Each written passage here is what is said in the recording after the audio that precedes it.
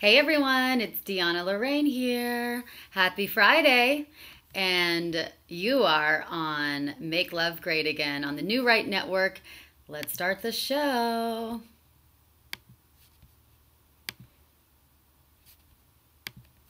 We're in the middle of a romance apocalypse. There are more single adults than ever before.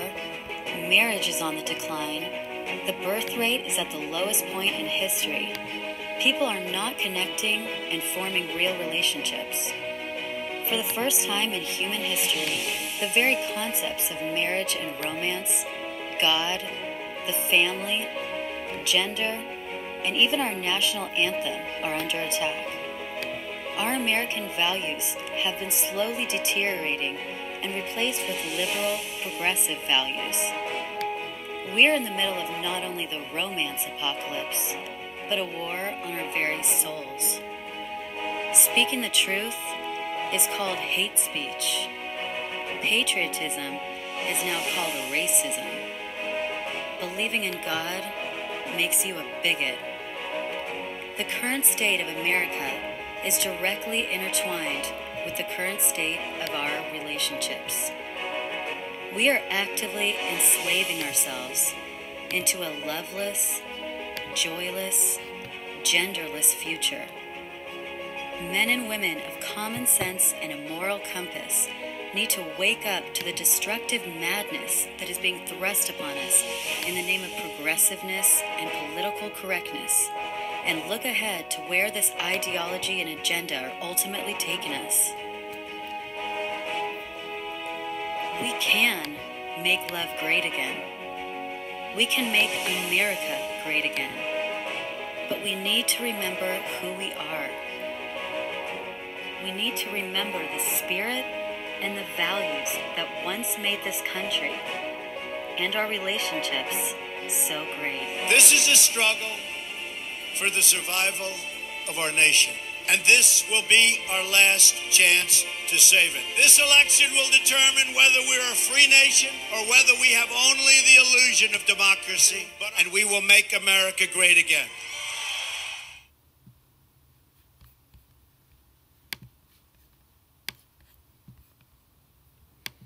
Good morning, ladies and gentlemen. How's everyone doing today? This is DeAnna Lorraine, and I'm your red-pilled relationship and dating coach, lifestyle expert, and author of the book, Making Love Great Again, the new road to reviving romance and winning at relationships, available on Amazon. How's it going, everybody? Happy Friday. We made it to the weekend. Aren't you happy? Yes, we made it to the weekend. I'm great, Johnny Bravo. How are you? Hey, Russ. Hi, everyone. What's going on? My favorite thing to do on my favorite day of the week is definitely Friday, that's for sure, because I get to get excited about the weekend and I feel like, yes, the work week is done. I can have a little fun now. So what's been going on, guys? Hey. So we've got an interesting day today. You know, we're going to talk about the major headlines today. There's some headlines that have, been in the news, and so we're going to talk about the top news stories today.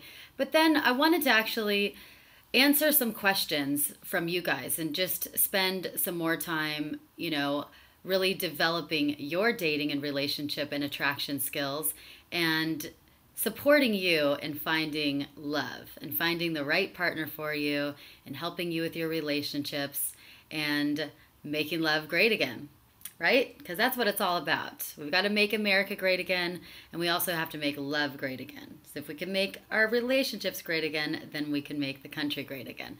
That's all where it starts. So awesome, guys. Kisses to you. And I'm going to spend some time actually going over some of my attraction strategies as well that are in my book and that I coach my clients. I'm awesome. Great. Russ said, after all that hard work lounging in Mexico, you deserve a break. Yes, thank you. Hi, John. Galt Gus. All right. So let's just make sure all the periscopes are doing well and the YouTube live Everything is good to go. All right, cool. Well, one thing is for sure, we've got another shooting today, sadly. So we have a shooting in Houston, which is very interesting because just a few months ago, it was maybe about 2 months ago. Well, I'll get into that in a minute. But yes, we have 8 to 10 dead in a school shooting in Houston, Texas. Wow. I'm so sorry. My heart and my prayers go out to you. This is happening at a rapid pace. There's been multiple fatalities and casualties reported in this school shooting. But definitely it makes me wonder, right? It makes me wonder because, and I'm not trying to be a conspiracy theorist, but is this a false flag or is it real? And I'm not to say that people don't get shot or killed during false flags, because we know that they do. There are actual deaths during false flags. But just about 2 months ago, there were many ads posted in Craigslist and some other places looking for highly enthusiastic drama actors, crisis actors, to be in the Houston area so that they could go over a crisis and train them for a shooting. And I have to say, you know, whenever I see this, my ears perk up a little bit. But this is what happened a couple months ago, and then I was keeping my eyes on the news every day, looking to see when there would be a Houston shooting or a Houston catastrophe, and there wasn't. But now there is. So it definitely makes me wonder a little bit, is this a false flag? I have to say that most crises that happen these days, whether it's a truck driving into a bunch of people in a public place or whether it's a school shooting like this, I have to think, first of all, is it a false flag? Is it something that's a real catastrophe, or what's the political motivation behind that? There's almost always a political agenda, and right now the biggest political agenda is gun grabs, right? It's a gun grab, and everything that we do moving forward with all of these shootings, it's always going to be the left saying that the solution to all of this is essentially revoking our guns, taking away our Second Amendment. And you know what? That's never going to happen, at least for me. I'm going to fight till the end for all my constitutional rights. But what do you guys think about the Texas incident today? Do you think it's a false flag? Has not enough information come through yet? I'm curious to hear what you think. So it was at Santa Fe High School, and the guy, Texas gunman entered at class and opened fire. And my question is, isn't Texas or Houston, do they have armed guards there at their school? I have to think that if they had armed guards at schools, and we had open carry, I would have to imagine that there would be less school shootings and there would be less of these incidents altogether. Well, what don't you think? Because in the most crime-ridden areas of America, there's no open carry, there's no concealed carry, right? There's gun-free zones. And the gun-free zones happen to be the most violent zones. So, I don't know. I'm handing it over to you guys. There's not enough information. It all just came through just a little bit ago. But I'm curious. What do you think? Is it a false flag? Is it real? Probably. Why don't the agencies ever stop these kids despite numerous warning signs? Right. That's the thing that's very strange. Is I feel like a lot of times they have warning signs, so many warning signs, and yet the FBI will not investigate further. Kids, children, etc., that people have reported to them and said this person is a threat. This person they openly said that they want to potentially shoot people up or shoot up a school. This person's a threat. He's not mentally well. They're not going to investigate any of that. They're not going to just do their job, but they will go in and investigate a Stormy Daniels case of a president having consensual sex with a porn star 12 years ago. They're going to go all out guns blazing for that story. Yes, they're going to go investigate, bring out the big dogs, go and do an FBI raid into the lawyer's office. They're going to pull out all the stops for that. But when it comes to our public safety, and when it comes to people potentially getting killed and reporting someone multiple times, they're not going to do their job there. Nope. This is why I feel like the FBI has lost all credibility in my eyes. I don't see how anyone can really take them seriously anymore, or even the CIA, when they don't even do their job when they're supposed to. And they're completely political at this point. Also, remember the YouTube shooter. Yeah, what's happened with the YouTube shooter? We barely heard anything about the YouTube shooter. Oh, is it maybe because she was Muslim? Right? Is it maybe because she was Muslim? I don't know. But the YouTube shooter was out of the news cycle about 48 hours later. And we never heard from David Hogg after that. We never heard from David Hogg after the YouTube shooter. Hey guys, all schools would have armed guards and metal detectors just like the courthouse. I mean, it's unfortunate, but it's definitely something that I could imagine would help, right? Yeah. Iranian, female, and vegan. Yeah, that might have something to do with it. I don't fully trust vegans. Just kidding. If any one of you guys are out there, I trust you, but you know, there is usually something very disciplined about people who are vegans, I have to say. So that's what's going on as far as big news goes. And let's just see what some of the people have to say about this. I'm curious what David Hogg actually has to say about this. Lava continues to flow in Hawaii. I don't think that the lava or the volcano was a false flag, though, unless that was some sort of a distraction. But all I know is I don't trust the MSM. I never trust the MSM. I always get multiple news sources before I maybe make up a decision. But I like to remain unbiased. So here's what's coming in from CBS News.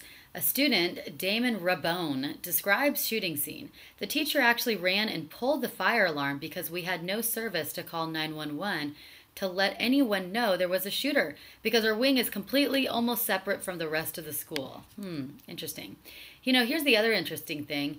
Have you noticed that almost every time, in fact, it could be every time, but every time there's a shooter and there's one of these school shootings, have you noticed that the main teachers were absent that day? The main teachers needed substitute teachers that day. They called in sick and they had a substitute teacher. It's very odd, but I would keep an eye on that. I'm going to keep an eye on the news cycle today to see if there were substitute teachers today and hear the classmates'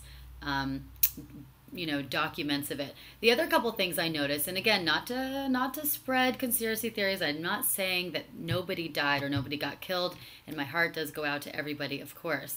But it's just very odd that the same patterns keep showing up in every time that there's a shooting. One of the patterns is that there's always substitute teachers that day. What are the chances that that there's always going to be teachers that call in sick that very day that there's a shooting and it's a substitute teacher that day? Very interesting. The second pattern is that the kids who have apparently seen blood and gore and they've seen their best friends dying on the floor, they are completely cool as a cucumber. They don't shed a tear. In all of the times that I've seen these shootings happen since Columbine, I've never seen one child shed one tear. There's like fake crying, like, oh, I'm so scared, But do you ever see them actually cry real tears? Do you ever see them like in shock, look like they're really, really in shock? Have you ever seen them sobbing? Or have you ever seen them say, I don't want this interview. My best friend just died. I can't possibly go talk to someone right now. I'm going to go home and grieve. I need to be by myself for a while. I never see that. And it's just really strange, I think, how calm they are. Because I've talked to psychologists and child psychologists and everything in between. And I know that there's signs of trauma. And these kids never show any signs of trauma. It's just really interesting. And then the other thing I hear is their ability to remember every single detail. These very minute details, which is very strange because when you're in such a traumatic situation and you don't even know if you're going to survive another minute or if your best friends or classmates are going to survive, you don't know where bullets are flying, you don't know what's going on. How are you remembering the very, very small details? They could remember everything. It's like impeccable. It's almost as if they're following a script. I don't know. So, I don't know. You know, it definitely raises some questions. That's for sure. Someone just asked me, definitely suspicious. Opposite of what CNN reported, they say the student pulled the alarm. Okay, great. So the student pulled the alarm. Interesting. Are you DeAnna? Yes, I'm DeAnna. Hi. Do you respond to comments? Yes, I respond to comments. Good point. David Hogg, Emma Gonzalez, Cameron Kasky all never showed emotion during this round. I'm not even talking about those few. I'm talking about, notice all the interviews that you see. Because every time there's a shooting, then CNN and Fox News and whomever, they go to the source, they go to the shooting, and they interview a bunch of the classmates on TV. Watch all of those interviews as well, because those ones are also very telling. You'll have people come on TV 20 minutes after a supposed shooting, and 20 minutes after there's blood and gore all over the floor, apparently, and they show zero emotion. No crying. Very, very weird. I mean, and then the parents are coming on TV that night. I'm sorry, if my mom died that night, God forbid, I mean, I wouldn't be anywhere near a TV. Come on. Where's your sensitivity? What's happening here? We're talking about the school shooting today at Texas. That's what's happening. We're talking about the school shooting and what's going on. And do we think it's a false flag? Do we think it's a it's a real event? They'll need a dump truck to load all my guns. That's funny. So I'm just going to check real quick. What I'm checking to see is if David Hogg has posted anything today. That would be interesting, right? Let's see about what a good old David Hogg is doing. By the way, is the Periscope frozen for you guys, or is it fine? Let me know.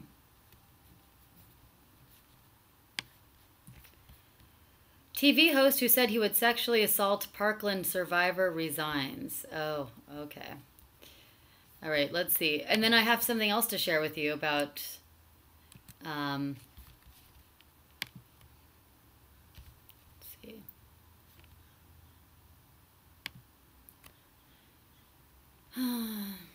Okay. I'm just looking at David Hogg's, and then I'll show it to you if it's something that's worth showing. So David Hogg is the master fraud. Okay, so all they're talking about is the horror of the shootings, right? Now, here's the scary thing. This is what they're going to do. You know, I'm clear that I'm a constitutionalist. There's no way in hell that I would want any kind of gun revisions or a gun ban or anything like that, because I don't believe that guns kill people. It's the people that kill people. And why are we focused on trying to train people to not carry guns when it's really the people and the ills of our society that we need to be focusing on, right? There's zero, it's going to do zero. All it's just going to do is leave us defenseless. So here's something that they're doing to try to chip away at our gun laws. And this is getting scarier and scarier because slowly but surely they will be chipping away at our gun laws more. Keep out for things like this. More states approving red flag gun laws to keep people from perceived threats. Oh, thanks, Daddy State. Thanks for taking care of my interests. Thanks so much, because without you, I wouldn't be able to survive. So let's learn what these red flag laws are to keep guns away from people perceived as threats. Great. So since the fatal shooting of 17 people at South Florida High School, 5 states, and notice that they're always going to use this as the story. This is the reason why they're going to revoke our gun laws, or try to. 5 states, Delaware, Florida, Maryland, Rhode Island, and Vermont, have passed laws that allow authorities to temporarily take away guns. Temporarily, sure, you mean permanent. Take away guns from a person who has shown a pattern of violence. So this is always how it starts. It's always a slippery slope, guys.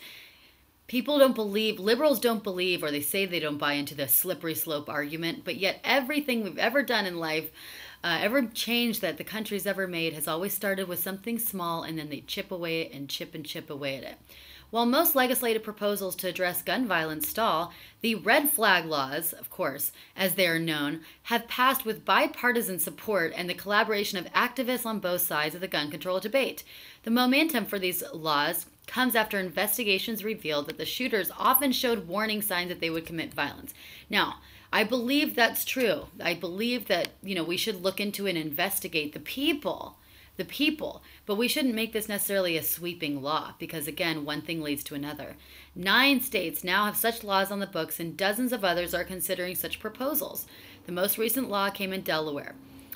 Signed the Beau Biden Gun Violence Prevention Act law. It also allows mental health professionals to report potentially dangerous people and have their guns seized through a court order. So guys, just to remind you too, please don't get charged for any kind of domestic violence, because what they're doing, and I've seen this on Teen Vogue magazine, on the Hollywood Reporter, and Fox News, and everything. What they're trying to do is link domestic violence with gun crimes, with gun violence.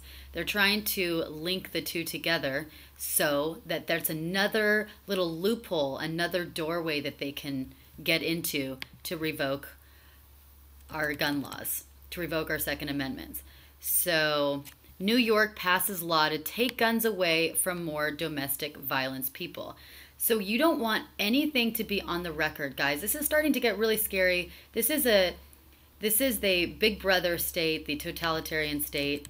Everything that you can do will be on record now. So New York passes law to take guns away from more domestic violence offenders. And Vermont has also passed this law as well. And they're trying very hard to link the two together, domestic violence and guns and gun crimes. So just a reminder too, I believe, correct me if I'm wrong, but I believe that if you have a medical marijuana card, if you're a card-carrying medical marijuana carrier, then I believe that they cannot issue you a gun. So look into that before everyone goes crazy and gets their medical marijuana cards. Look into that to make sure, because what I heard is that if you are on record with being a medical marijuana patient, that they can take away your right to give you a gun if you want a gun, or they could even potentially come after your gun. We should research that a little bit more. But now that we see that this is actually happening too with mental health, with domestic violence, and we also know when it's a domestic violence charge, most of the time a girl will call the cops on her boyfriend or her husband, and it's not petty a lot of times, but sometimes it is petty. And this is that slippery slope, guys. So you don't want to be on file for anything. If you're on file for having depression, bipolar, ADHD even, I mean, where are they going to stop it, right? Are you not going to be able to get a gun if you have a medical file, if you're on file for having ADHD, having depression, having something like that? I mean, those can be kind of mild. So be very careful, guys. If you want to keep your guns, they're going to start doing this with mental health and with depression and with these other things. And I just feel it's a very scary, slippery slope. What they need to be looking more into are the people themselves and rehabilitating them or doing what they can to help them. They shouldn't be focused on just taking away the gun, because if it's not a gun, it's going to be a knife. It's going to be some other kind of violent weapon. Right? Maybe. They need female offer. Mental health, yes. Right, Russ, meaning they don't have to prove it all. They just have to all they have to do is charge you. The California cities are free to regulate gun store out of existence. Can you believe it? You are now living in a second... Oh, I missed that comment. How do I scroll up? Yep, dating the wrong girl, one that wants to be vindictive, can cost you exercise of the Second Amendment. Yes, definitely. Definitely. Yes, guys. Sad, it's scary, but they're trying so hard. And watch out. This is what I'm really worried about. This is why we all have to get out the vote really hard this year, because they're going to try to, you know, the David Hoggs and the Emmas and all the people trying to organize change, they're trying so hard to get out the vote for teens and for young adults, and they're succeeding in it. They're getting so many hundreds of thousands of kids committed to voting this year and next year, and it's very, very scary. So we have to outvote them. Did you take the male pill? I don't know what that means. I don't know what that means. But let's move on. In other news, I don't know if you guys saw this, but this was really disturbing. This was really disturbing. There's this new YouTube channel called Cut, and Cut is this very liberal, progressive YouTube channel that tries to break things down and explain things in little skits so that people and children can watch and learn. And I think it's really disgusting. So let's watch what some of the people at Cut channel would like to teach our children. And tell me what you think about this. Parents explain gender to children. Let's see how parents explain gender to children. Uh-oh, here we go.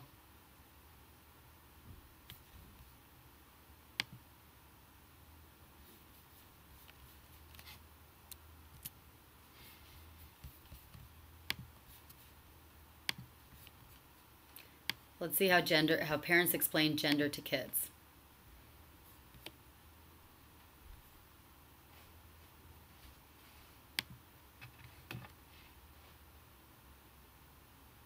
What's like a stereotype of a boy? Hey, dude, man! What's up? Is that the meat? Ow! Damn, cool. Okay, let me just say that again because that was so stupid. So they're trying to make it like exaggerated. So the parent asked, hey, what is your typical stereotype of a boy? What's your stereotype of a boy? This is so stupid. I can't even stand it. What's like a stereotype of a boy? Hey, dude, man! What's up? Is that the meat? Ow! Damn, cool. And he's so proud. He's looking at her like, oh, I'm so proud of my very liberal, progressive child. Your gender identity and your preferred pronouns. What? I don't know what the last two are. Riley, do you know? Yeah, no one else knows what those two are either. Something you identify with that people call you. See, you're in the ballpark. I like to think I understand a little bit of it. You don't. Do you know what makes a boy and what makes a girl a girl? I don't know. What are boy things? Strong, fearless. Oh. Boom! So clearly that doesn't work. What does it mean to be a boy? Can you believe that? Their mother, after she asked, hey, so what are boy things? Then the little boy was like, strong, fearless, brave, which is a great thing for boys to think and believe about themselves and about their gender, right? And then she's like, well, let's see about that. And she goes and arm wrestles him and beats him and says, nope, sorry, I win. What a fucked up thing to do. Excuse my language, but this mother is going to literally fuck up her children. Boom! So clearly that doesn't work. What does it mean to be a boy? You act annoying and rude. These kids are headed straight to therapy.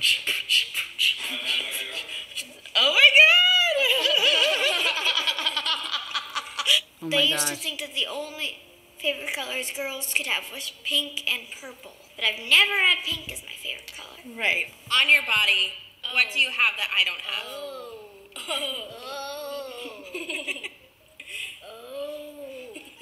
What is that? I can't say it! Junk. Wiener. So, if a person with a wiener says, hey, I'm a girl, what is that person? A girl. Oh boy. A female. Behold, gender identity. When did you My find God, these kids are so confused. Maybe 15 minutes after you were born. But as I'm learning, that was just the sex you were born. That doesn't mean that's the gender you're going to. I'm not to be. a boy. How do you know? And this isn't a trick question. I just know. You just know. You shouldn't have to think about it twice. No, but what if, like, Yeah, you society's shouldn't have to telling think about it you, twice, if I was exactly. always just, you can't be a girl, you can't be a girl your whole life. You think you would be like, oh, I would maybe I'm not say, a girl. Mommy, I'm going to stay at your house. So I think that there's people that feel like society's telling them they can't be what they feel they are, so they do second guess. When I was little, people used to call me tomboy, and that didn't really fit because it wasn't something that I called myself. So she's a parent teaching her children all these gender identity things. Like, I felt like a little boy when I was little. And then when I was 12 and I found out that I was supposed to be a girl and that girl meant certain things, it was kind of scary to me because it was a box that I wasn't ready to be put into. I can imagine that. What if you forgot if you were a boy or a girl? There are people who don't really identify as a boy or a girl. They're in that middle space. So you could be superwoman, like really girly, or super manly. And then there's probably a lot of us that are just kind of floating somewhere in the middle. Because am I super girly? Yeah. Sort of. I can't answer that. When you went to kindergarten, you went by she, her, Yeah. and you wore dresses, and some people said They wanted me to be a different gender. they didn't want you to be a girl. No. People were being mean. No one date them. Now you're they, them. People should call you your actual gender. Oh my gosh. So this little kid is already identifying as they, them. This little kid is. Can you believe it? Where's this kid learning it from? This crazy ass woman. Him, she, her, he, him, or none. Would you make fun of Oscar if he turned into a girl? Oh, how I don't feel like we're getting the heartfelt conversation that I was going for. Myself, Okay, I can't watch any of this child abuse. Let's exit. Wow. This is child abuse. Plain and simple. This is child abuse. This is none other than institutionalized child abuse, and liberals are just champing in it. You know, let's talk to my 3-year-old kid about what he would do if he woke up as a girl or what kind of pronouns to call himself. No, I'm sorry. Kids should be talking about kid things. They should be talking about their trucks, their Barbies, their toys, their Legos. They should be playing hide and go seek. They should be doing children things. And the more that we talk to them about gender pronouns or asking them if they would like to be called they or zer or zim, the more completely effed up they're going to be, and they're going to be in straitjackets by the time they're 12 years old. And we wonder why there's so many transgenders. Oh, yeah. That woman in the green sweater looks like a type of woman that doesn't even believe in douching. That is funny. Wow. Liberals and pink-haired weirdos explaining little kids about gender through their woke perspective is what could go wrong. Right, Johnny Bravo? It's sick. It's really sick, Legend Leezy. It's absolutely abuse, just like any normal abuse. Just call them invader. Yeah, I don't know.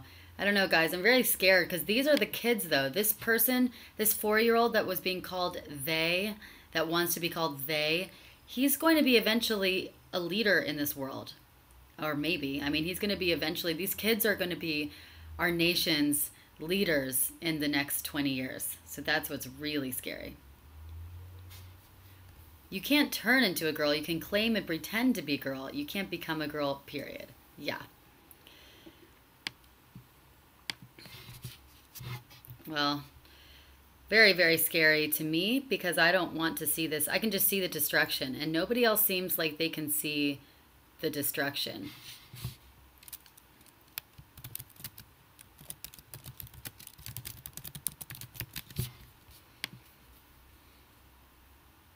Yeah, I know, guys. What can we do?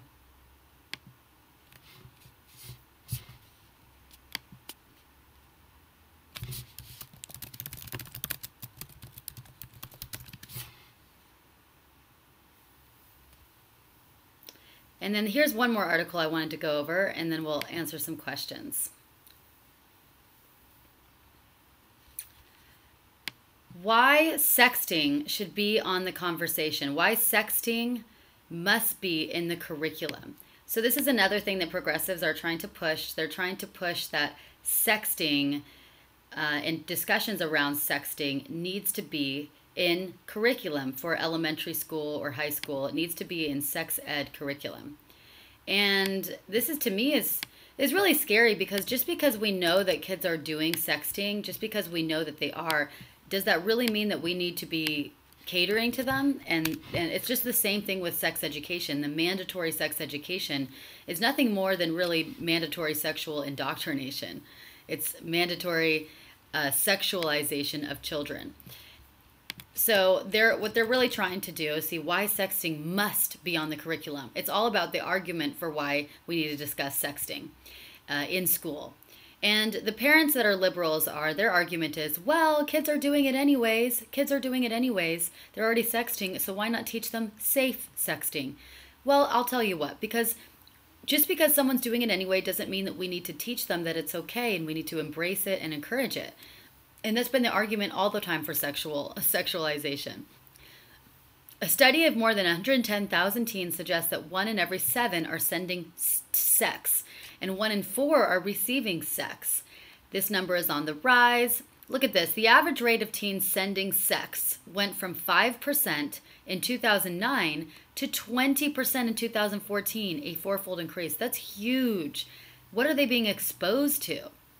Right? What are they being exposed to? Now, many parents are concerned about digital safety, but only 40% are talking regularly to their children about what is appropriate content to view and share online. All right, and that is why we need to talk about sex in school.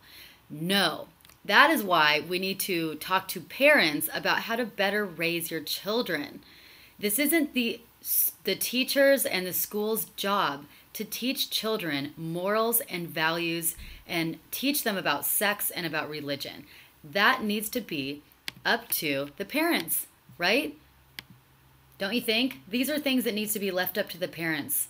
We shouldn't be leaving our children vulnerable to being taught in school about sex and sexting. We see how well that's worked out, right? We see how well it's worked out when we leave our kids to schools to teach them about huge concepts like gender and sex.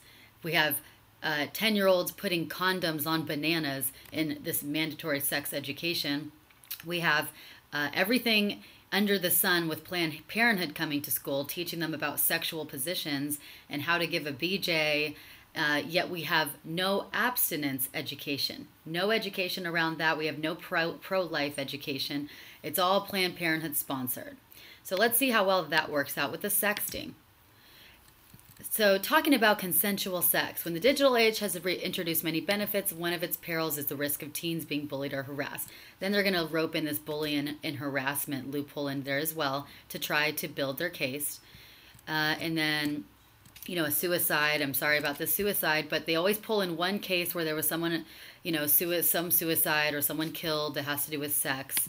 And that builds their case even stronger. And now we need, of course, we need a proactive approach. That's what we need, right, liberals? We need a proactive approach to sexualize our children more. Parents should talk to their children early and often about sex. I hate that. As well as about sex, sexuality, peer pressure, and healthy relationships. This whole new thing, this new concept of what they call sex-positive parenting is really disgusting. It's really just sexualization of children done by parents. Let's just call it what it is. And it's this approach that parents should talk to their children as early and as often as possible about topics like sex, masturbation, sexual positions at like 5 years old. It's ridiculous. And all of this is because of the digital world,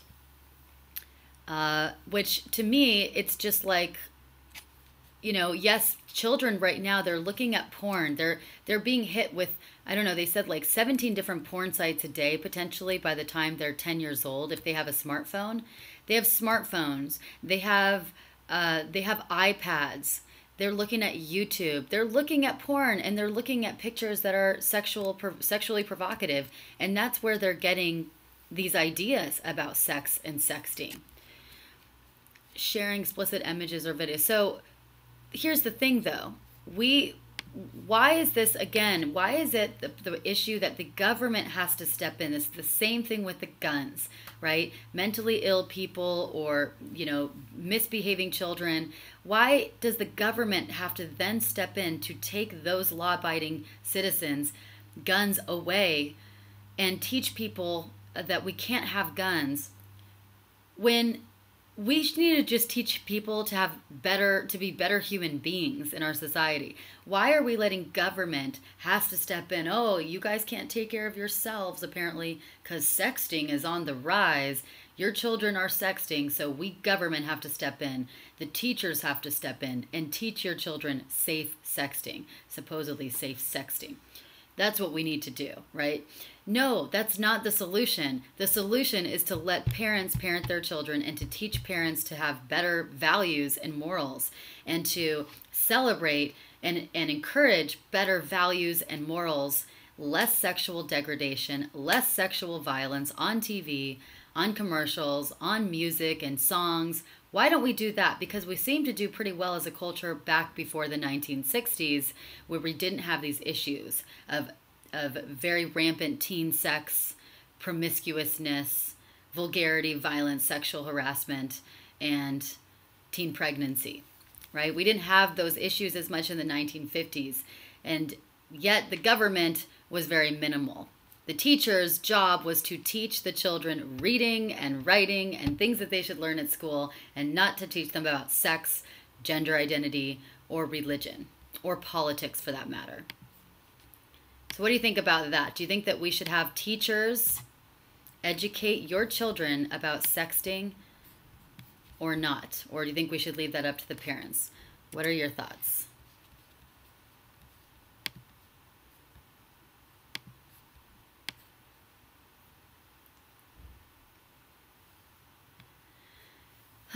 Liberals are going to be the end of the world. Yes, they are. Simple solution. Don't give your children electronic devices until they're 15. I absolutely agree with that. I think that, what a great solution to the problem. How about we just don't give children iPhones. Don't give children YouTube or iPads to sit out there for hours every day while you're doing your thing and you're not actually quality parenting them.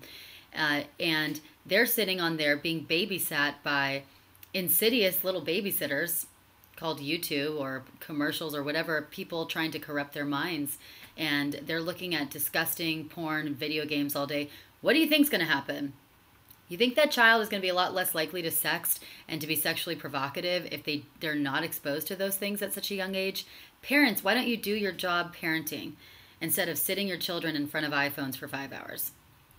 Sexting should go away. Hell no, teachers don't need to be educating my children about anything with sex. That is my job and on my time. Yes, DJ, yes. But they are urging kids to get more sexual way early, and they are disemboweling the boys for having a sexual mind in high school. Yes, you're right. It's like they're urging it. They're creating these sexual minds in children at 5 years old. They're creating these sexual minds. And then all of a sudden, they give men, they criminalize men for having a sexual mind in high school. Well, why do you think? They're teaching men, no, porn is healthy, porn is great, get your sexual advice from porn. Yeah, be a sex-positive parent, teach your kids about masturbation and porn when they're 5 years old. Oh, and then we should wonder why there's rampant sexting and people that are obsessed with sex when they're in high school? Yeah, great job with this mandatory sex education, liberals. How's that going, Planned Parenthood? Boys are damned if they do and damned if they don't. So speaking of, if you can't talk to your kids, you shouldn't be a parent. Exactly.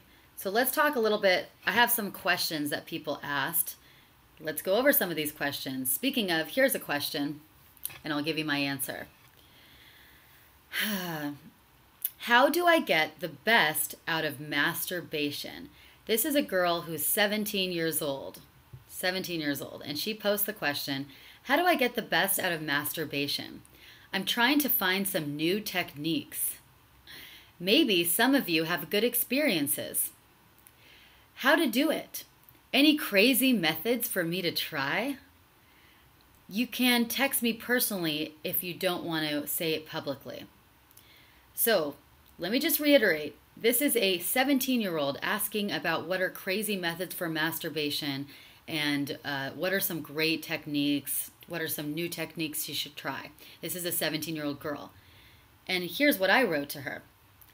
I'm sorry, but I'm curious. Why is trying to get the best out of masturbation at 17 years old your most important goal? What about a goal of trying to actually connect with people, trying to connect with men, or have a real relationship with a real man? Is that not an important goal to you? If you're only 17 years old and trying to master masturbation, you will mess yourself up royally and ruin your future sex life and your future love life with men permanently. Just saying. So this just speaks to the disgusting corruption in the minds of 16, 15, 14, 17-year-old girls and guys. When I was 17, I wasn't thinking about masturbation. I'm sorry. I was thinking about how I can get a boyfriend.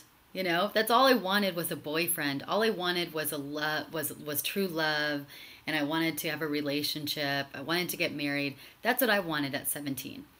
The last thing I would think about was how can I get new techniques for masturbation so I can master masturbation and be in my solo activity and my solo selfish self, disconnected from other people, but focused on only my self-pleasure and self-gratification.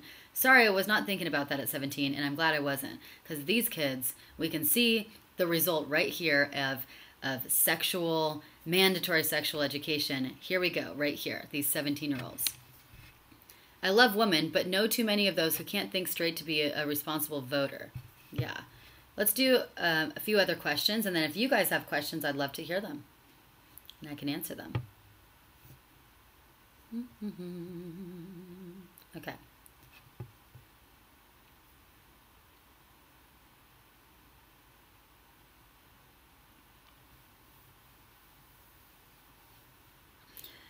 Here's another 16-year-old girl who asked me, I am not religious, but if you are religious, you seem religious. If you're religious, could you please pray for me?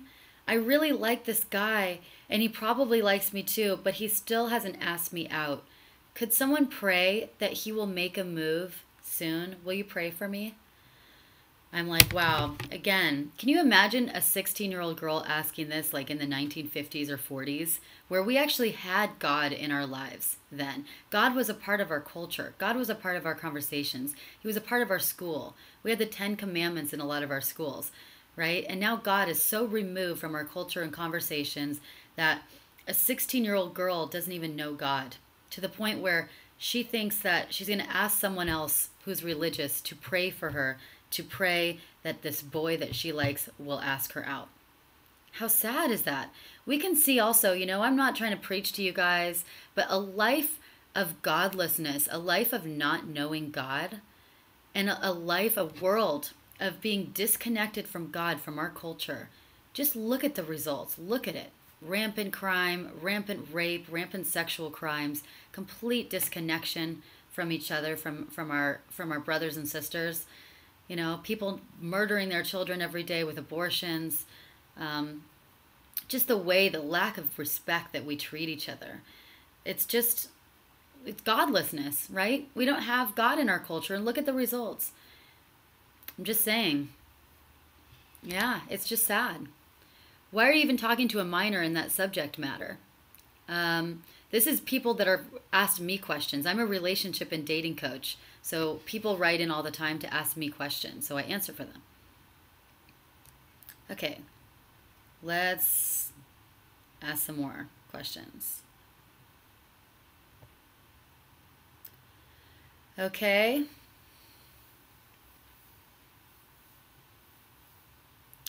Here's another question.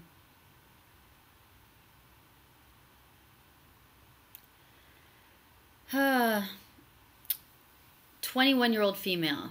She asked me, I really haven't been having sex with my boyfriend, and he's a really sexually active person, but I can go days, months, or months without sex, and he just told me that he talked to a girl last night, and we're going to meet up this morning, and he's going to meet up with her this morning. But I honestly don't know what to feel. Is this my fault or not? And again, this is just a result of this rampant sexuality in our culture, where at 21 years old, rather than focusing on building the next step in our relationship, focusing on marriage, focusing on the next step, all they're doing is focusing on sex. You know, she's just so lost because she feels like she's not satisfying her boyfriend. And her boyfriend is saying, you know what, if you're not going to have sex with me, someone else will. Now, I can understand that if you're already in a sexual relationship, it is kind of your duty to, you know, to be sexually compatible and to fulfill each other in that way. But I think it's just sad that, you know, at 21, you know, we're not focused on the greater things in life, and you're already kind of being used up in this relationship that probably isn't even going to lead to marriage at this point.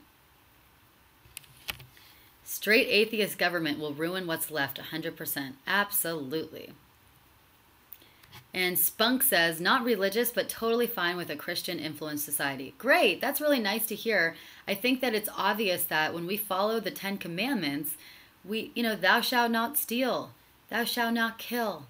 Love your neighbor like you love yourself. So many beautiful commandments that are there for a reason. Our country was founded on Judeo-Christian values. So it's just like, if we actually followed those commandments, or even, I wonder what a great experiment would be if we had 10 commandments that were posted on huge billboards, or even 1 or 2 commandments at a time were posted on huge billboards in a few areas of every city, just a few street corners, especially some very high crime-ridden areas. Wouldn't that be interesting to see, like in the streets of Chicago or downtown LA or something where there's a lot of crime, posting the 10 Commandments? Thou shalt not kill. Thou shalt not steal. Stealing is wrong. You know, love your neighbor like you love yourself. Just some commandments, some influence of God. Don't you think the crime would go down? Don't you think a little bit even? I think so. It's not a coincidence that when they took prayer out of school, everything started going downhill from there. I believe that, DJ, absolutely. Blame lack of control, not her fault. That 21 girl needs to find a guy who can keep his pants zipped. A man has self-control if he's in a relationship, in my opinion. Yes, Russ, I agree.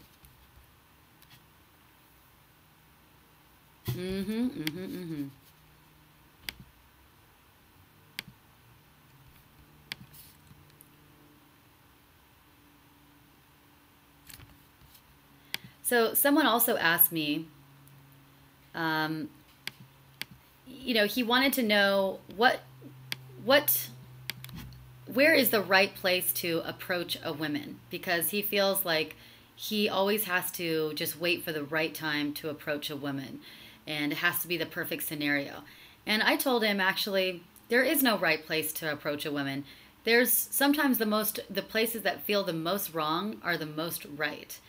I've been approached by guys in the most random of places before, and one in particular was in an airport.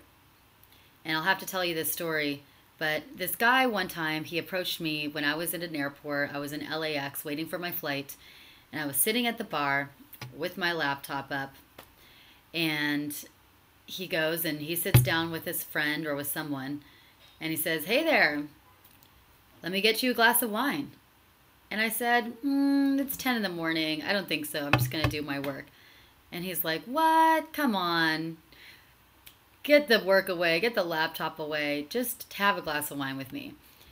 And I'm like hesitant. And I'm like, I don't know. I just don't feel like it. And he's like, come on, girl. I'm getting you a glass of wine. And he was just forceful and bossy, but fun about it. So I said, sure. So he gets me a glass of wine. We get to talking. And we found out that we were on the same flight. for 5 hours. And he's like, what do you know? We're on the same flight. You know what that means. And I said, what does that mean? And he's like, Mile High Club in the bathroom. And he was funny, he was joking, but it was still pretty funny. So I said, whatever, that's not going to happen. And he's like, okay, whatever. At least I'm going to get some sort of a makeout in there. And again, it's the hilariousness, the fun, the cocky funny that works. So we talked for a little while. We ended up going into the plane together. But then we went to our separate seats. I said bye. I thought I would never see him again. Then all of a sudden, 5 minutes later, he comes over next to me and he says, someone took my seat. I said, come on, someone took your seat? He's like, yeah, someone took my seat. I don't know how that happened, but there was a mishap with our seat numbers. And there just happened to be a seat next to me that was not taken. It was empty. It was like the only empty seat in the plane. So he was like, can I sit here? I said, no, I'm just going to listen to my headphones. He said, I'm sitting here. He just jumped right in and sat there. This is what's called balls. This is called using your balls. And then the rest of the plane, we talked. We had a great time. He got me a drink. And he started sharing stories and asked me a lot of questions. He was asking 20 questions with me. And so then we just started revealing questions and answers to each other and, you know, revealing parts of our life to each other. And it was cool that the more I got to know him, the more interested I became. And the more my kind of judgments about him went out the window. And then he asked me if he could kiss me. And I said, I don't think so. We're in a plane. I don't think it's a good idea. And then he's like, okay, well, is there a maybe? And I said, well, I guess it's a maybe. And he said, okay, good. Then we'll keep going. So then we talked some more. And then about an hour later, he asked me if he could kiss me again. He's like, God, the energy is just so strong with us. I just want to kiss you. And I said, I don't think so. He said, okay, fine, not yet. And then about a half hour later, he asked me a third time if he could kiss me. And at that point, I said, okay, fine. So I kissed him. And then we kissed, and it was great. And then by the end of the plane ride, we were making out in the plane, okay? And I had, you know, we were like holding hands. I had my hand on him and everything. It was pretty funny. We had someone in the window seat. And we had a great time on this plane ride. We did not do the Mile High Club, though. I would never do that. We did not do the Mile High Club. But we did kiss in the plane. And then we ended up dating for a long time after that, actually. So the moral of the story is this. Yes, there's a culture that is way sexualized. And that's no bueno. That's not good. And then we also, at the same time, we have this culture that is saying, me too, hashtag, guys need to put it in their pants, and guys could never say anything. They can't compliment a girl without it being sexual harassment, and, you know, sexual harassment, trying to criminalize masculinity and criminalize men's natural flirtatious gestures, right? So we've got these two polarizing, two very opposite forces going on right now. What are we going to do about that? What happens is we start losing the natural essence of attraction. We start losing the natural essence of flirting, okay? And what happened is this particular guy, I call him Johnny the plane guy. What he did was he did a lot of things right. And actually, I'm going to break down exactly what he did right, because there's a lot of concepts that I teach in my coaching programs that he did right, and he didn't even realize he was doing them right, okay? But he did. Now, it's fun to go over this whole list of things, and then we can practice together. But what he did, so you think he's creepy. It's funny. So Spinker thinks he's creepy. I didn't think he was creepy. I thought he was ballsy and sexy. And the more ballsy he was, the more attracted I was to him, because it was so bold that I was like, this is bold. This is intriguing. Most guys wouldn't do this. Most guys would just stop after one time they ask a girl to kiss him and she says no. And then he'd be like, okay, fine. And then he would stop talking to her or give up. But he kept going with it, and but the key was that he was confident about it and he was playful about it. And the confidence and playfulness combination is what makes it not creepy for most girls. Now, the other thing is I happen to be more receptive to that. I don't know if this would have been another girl, maybe she wouldn't have been as receptive about it. Maybe she would be like, oh my gosh, you're creepy.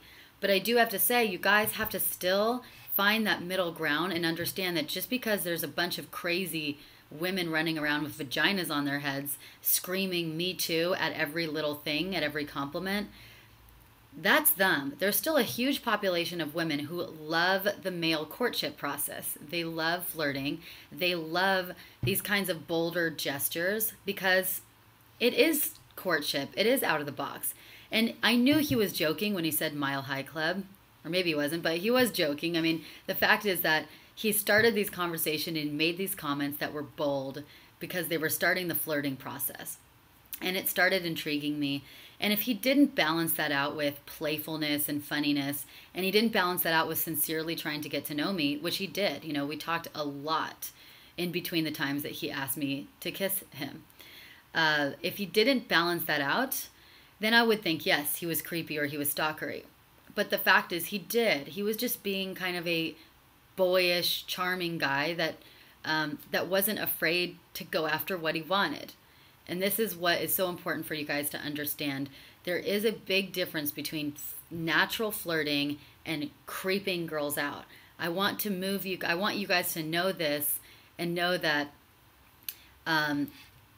there are a percentage of girls that want you to flirt with them and that would not be upset if you complimented them or said, I want to kiss you right now. In fact, it has to happen. Men really do still need to start that process. They need to initiate that flirting process. Because the truth of the matter is, if he wasn't persistent, then I probably nothing would have happened with us. If he wasn't persistent in talking to me, I would have still had my headphones in my ears, my laptop up, and working away totally disconnected. If he hadn't persisted with the wine, if he hadn't persisted with sitting next to me, and if he hadn't persisted with wanting to kiss me, I would just be dense and paying attention and be like, oh, that guy was nice, but I'll never see him again. Guys sometimes have to persist, and they do it in a boyish, flirty, playful way, which is disarming to most girls. And you know, to be honest, I was very grateful that he persisted. I needed that kind of persistence. I would never have dated him. He turned out to be a great guy that we continued. See, borderline, not full-blown creep. And it's not creepy. I'm just telling you guys, he could have lose his job if he has done the same thing in the workplace easily, if he have met a victim bomb. Yes, but that is the workplace. He met me on a plane. So technically, we're already stuck on a plane together. Probably nothing is going to happen to him. DeAnna, just make sure 20 years later that you don't file charges against this man. I know. 20 or 30 years later, right? It's just a question of finding the right opportunity. Right, but sometimes there is no opportunity. A lot of people would say, hell no, I would never even try to approach a woman on a plane because I'm stuck. I'm next to her. What if she says no? Or try to kiss her. This is so inappropriate. There's people all around. Some guys would just write off certain scenarios as like, this is a no-go. But if you just go with your instincts and you want to approach her, you want to say something, don't miss that opportunity just because you think it's not the right scenario or the right situation. I can only do that with conservative women. You guys should wear a tag. Yes, we should wear a tag. Yeah, sometimes I feel like women should wear a label or a hat, right? Something that identifies them.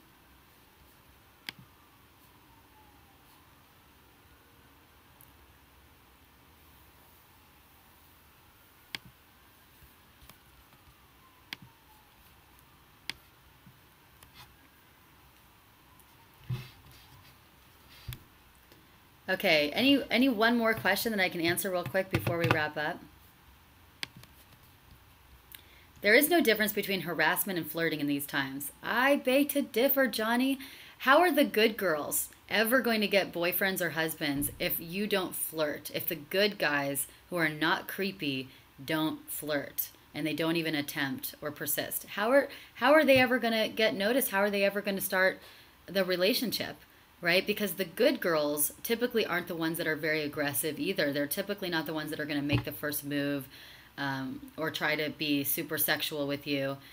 They're not going to do that, but they like traditional gender roles. I like traditional gender roles. Girls who are typically more conservative politically, they like gender roles. They want the man to be manly, and they're going to be very receptive to that flirting. But if you hold out and their hands are tied, what's the solution? Then we all miss out on love, right? I meant bold, yes.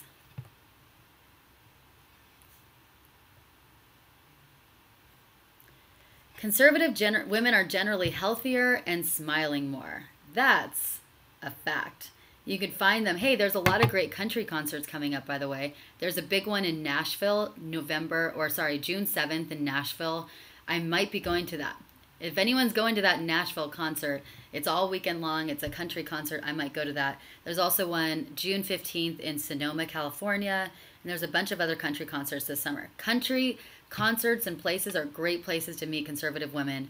Trump rallies, MAGA rallies, conservative groups, etc. NRA meetings, NRA conventions. I'm so bummed I missed this NRA convention in Dallas a few weeks ago. So bummed about that. Good observation.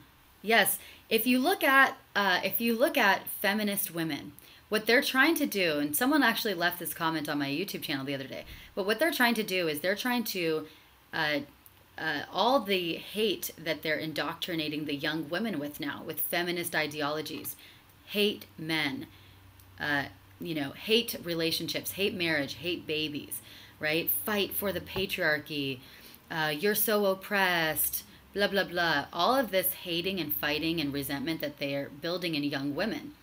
Have you noticed that the young women of now look like they're like 35 or something? They look like a lot of 20-year-old girls that are feminists. They look so ugly. Sorry, but they look so ugly. They look old, bitter. They look decrepit. It's like it's sucking all the life out of them. And then we might find women who are older, but who are conservative women. Even Sarah Huckabee Sanders, I think, the White House speaker, she looks very refreshed and younger, I think. And a lot of conservative women, they are glowing, they're younger looking, they're vibrant, they have the life, life inside their soul. And it just goes to show you how much your inside really does show up on your outside.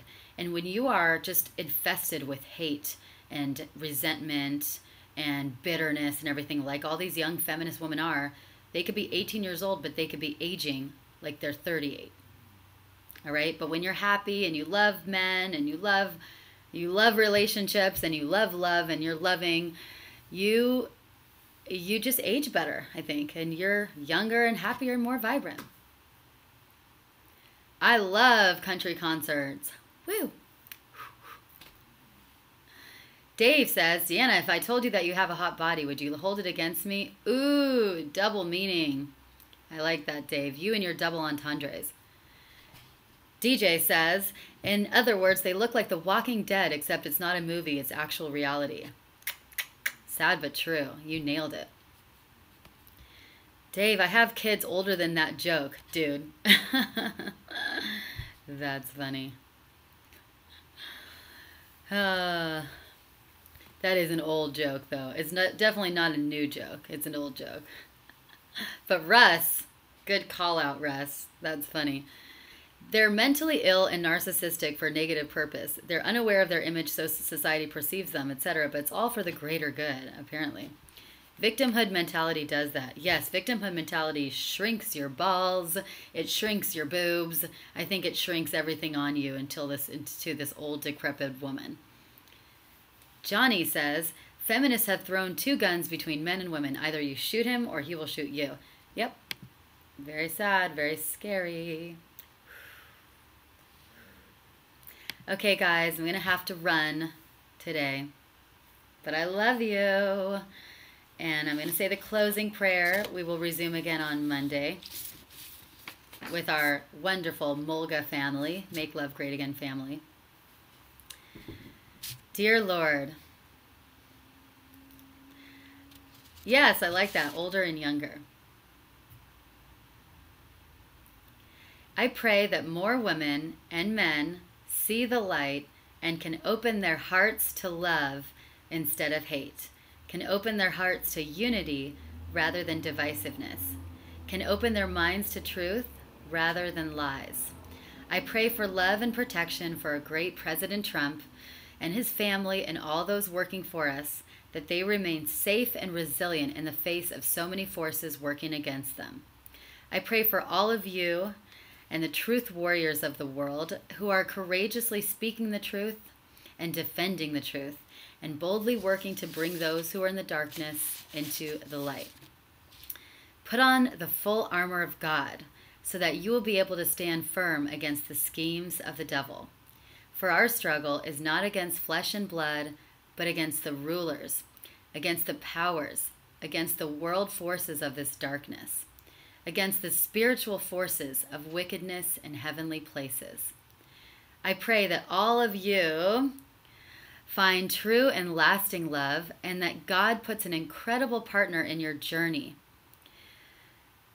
in your life, to be with you on this journey and bring you the beautiful family, the joy, and all the blessings that you deserve.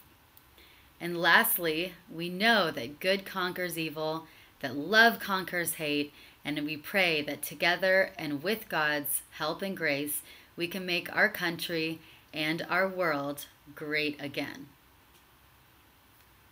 I love that prayer. I hope you guys like this prayer too, because I feel like it just puts everything in a nice, beautiful, loving bubble so that we can go the rest of our day with open hearts, open minds, and deal with everything that the world throws at us. Okay? I love you very much. Thank you for joining me today. Happy Friday, and I hope you take this and the Johnny the Plane Guy story and use it this weekend. Try it on a girl if you feel it's right, but try to be a little more bold this weekend without the fear of sexual harassment, but do try to spot a feminist before you go and approach her, and just see how it goes. Be a little bit more open-minded and know that love is there for you, okay? See you on Monday. Bye, Mulga family.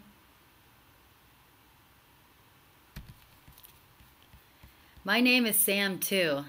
Thanks, DeAnna. Love the stream, and I love you guys. Bye.